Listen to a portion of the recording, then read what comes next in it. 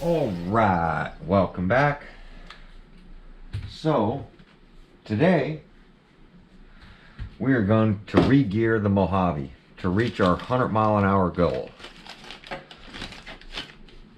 So I got a few gears out, some spools, not spools, diffs out. I don't have any spools. Well, I have one spool, an EMP spool, that's got a 42 tooth on it. Okay. So here's the gears I got out. I got a 27 tooth, 25 tooth, 29 tooth, 34, 39, 40, 41, 42, 47. So these are the gears we have to work with, and we're going to see what we can get in there.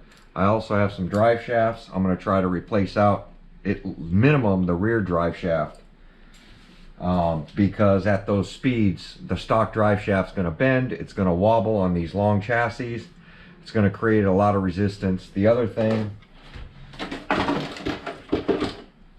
that we'll be checking is the bearings. Make sure all the bearings are good on this thing. So just a few things that we have to make sure is right.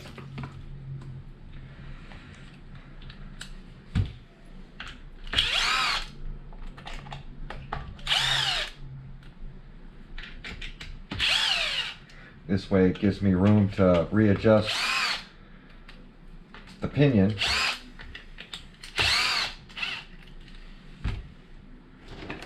The other thing is I got a screw right in here holding my switch. So I'm going to take that screw off so that I can get my switch out of here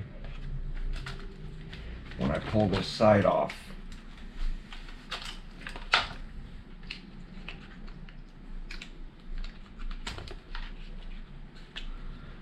Alright, let's get the grass out of there. I'm going to try to keep the dirt over there and try to keep this end clean. Definitely on these screws, got to use some good drivers.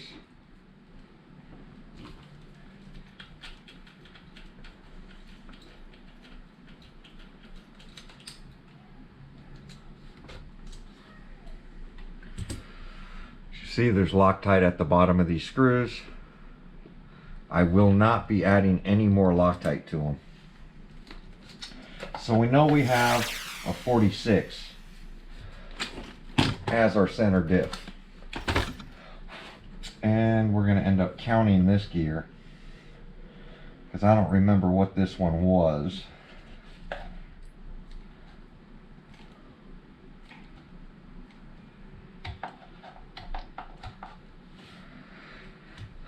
Alright, so I'm going to go ahead and mark this thing so I can count it. The Arrma gears, they don't have the numbers written on them. Saga gears tends to write the numbers on them. So this is going to be a 25 tooth. God, I don't know if I'm going to have enough room to gear this thing up enough to do 100.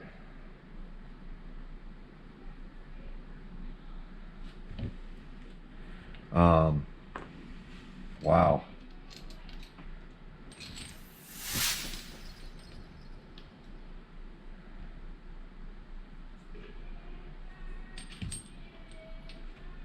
Well, we'll see.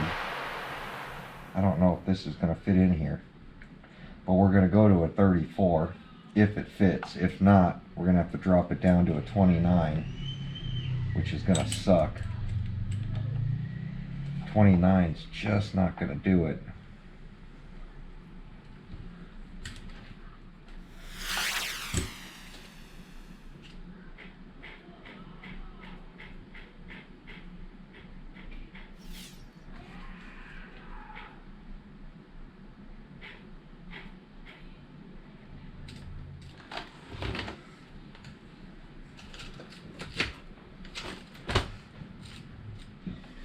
I don't know if this is going to be possible. I know I'll be able to get one screw in. Might have to change this motor mount.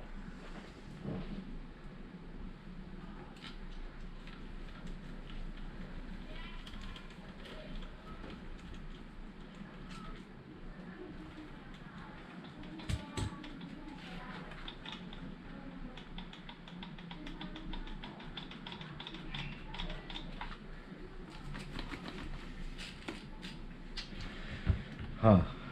Well, I might have to just run one screw for this motor mount, which I'm not happy about.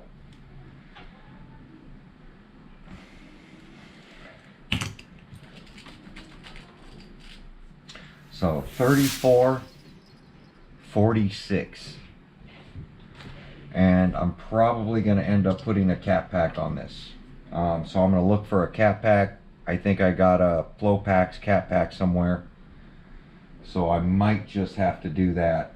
For the simple fact that, look at all that grass. For the simple fact that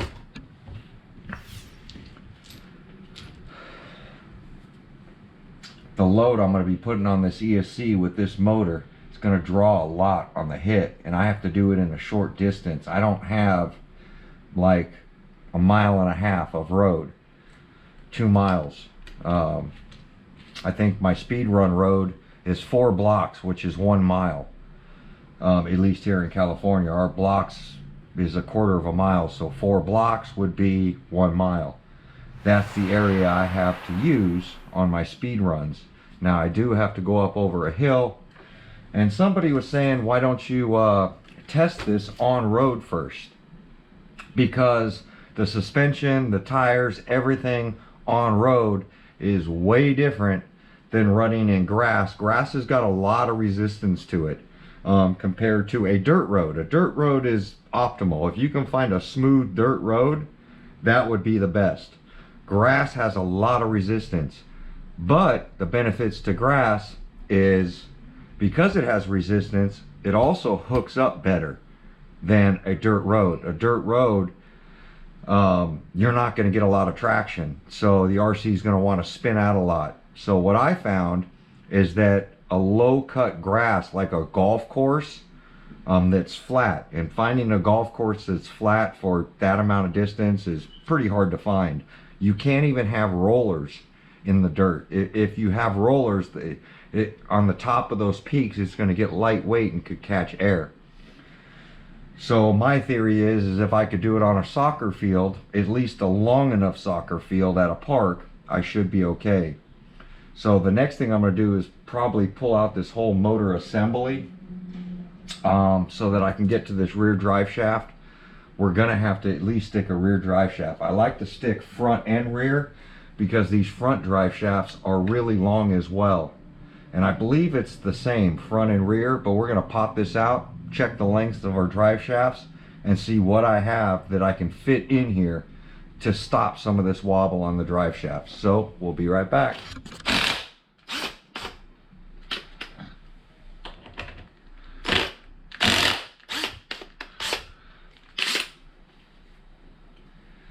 Loctite's holding pretty good.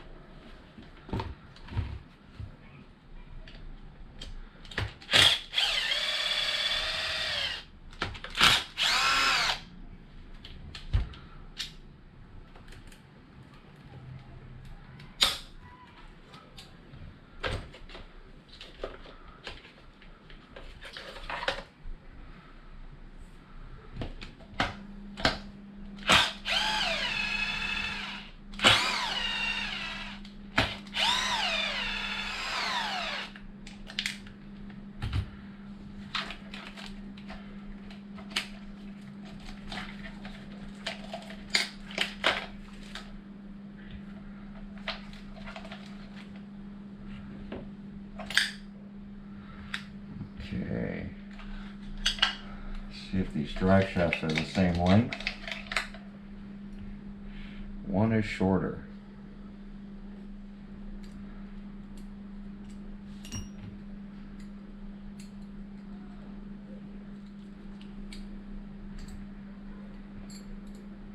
That's a lot longer. I don't think it's going to slip into the diffs that much farther.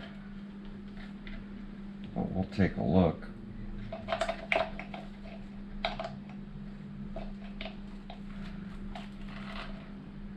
Nope.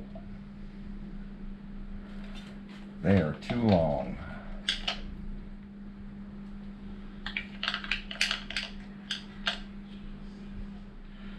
might be able to make this hot racing rear one work, because I believe it's the same as the Limitless.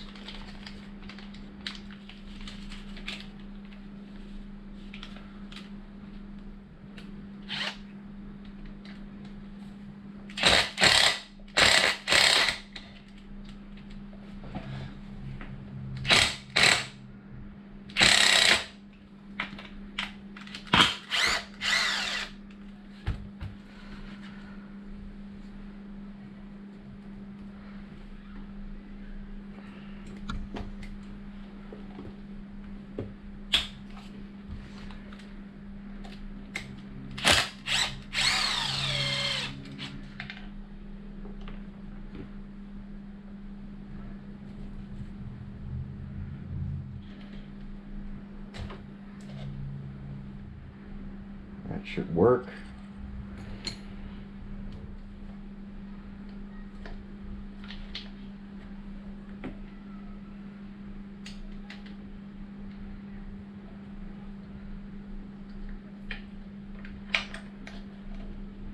Trying to strengthen up this chassis a little bit.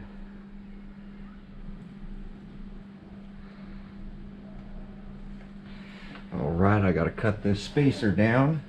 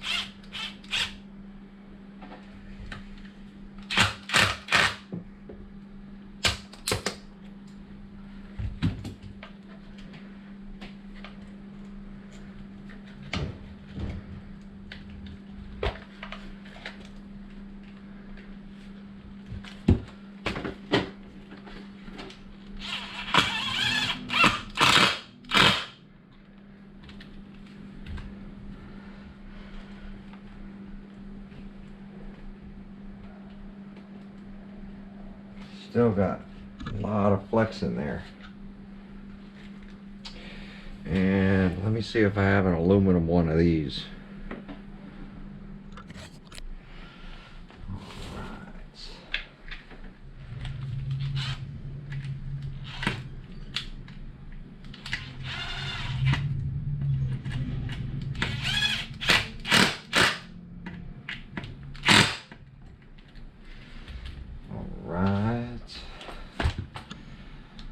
Trying to get all the deflection I can out of these things.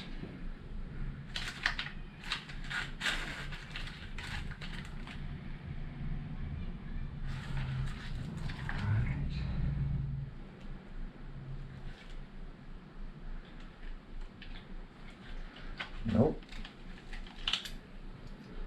Here's the Pinocchio spools I was telling you guys about. These are from Flow Packs.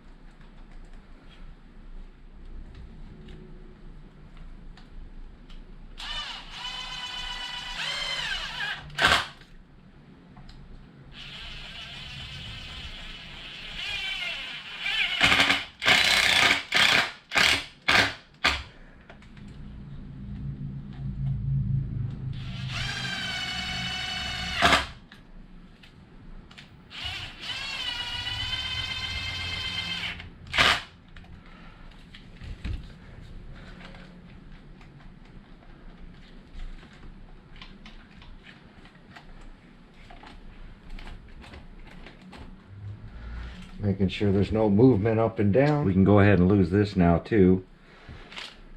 I get some batteries charged up. I'm going to get the wheels Loctited into place.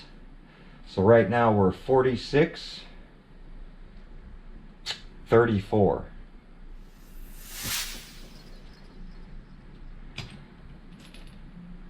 Yes, because I have a 29.